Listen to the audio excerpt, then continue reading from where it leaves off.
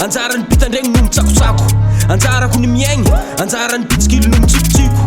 elaela tsaregny mandera manjary za matombo verigny tsy magnano fahatany ary tsy mihevitro matombo varigny aleoko tsy mamaly amin'ny fankarantsiagna na tsy le fiditry miezaka magnarigny amin'ny toetrako tsy mety nda tsy lafatra mangigny za miketriky fa tsy tiako walawalah ko mbola rapy foanao karaha za welawela atatsika barinao mbola misisiky nefa ninakaito mbola misosoko mbola tsy arany mbola tsy misasaka tekniky fa tsy ry mano misesiky ko matsiaro zao manimany olo pitsikara zao menimeny engam-panahy kotsoritry fahavalo jiaby fe miratra vo mihetsiky defisaka tsy vatoana rehefa fasiky fahitagna zao adaladala lohan'olo jiaby doladola zegny voana regny sorogno mpagnaratsy zao sarogno za mirapy ty mamiratra zay ataoko za mamaritry tantara mbola mitohy fa tsy mivalogno misy rambara matonga za mivolagna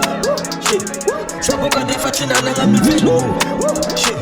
favalo manety za maso mivolagna dadakely miara-miasa amin'ny kamila olo azofo koa tsy mila favalo maregny nivokotra vokary nefa vignitrika mitady malo ny raha magagaratika efa voajagna ary tsary ilako môly tegna daalo amin'ny firenena mbola tapitra samy amelo engam-pandehako tsy mahay mandeha mora amin'ny raha ty fa mirifatra mahery vaiky amin'ny raha tsy aby ataoko tsary mavozo mirafitry ataovy masomaso koa fa mamangokazavagno egny amitsisiny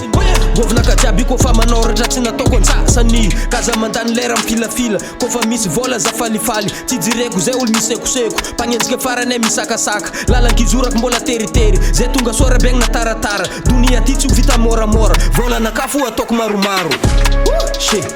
tantara mbola mitohy fa tsy mivalogno misy rambara matonga za mivolagna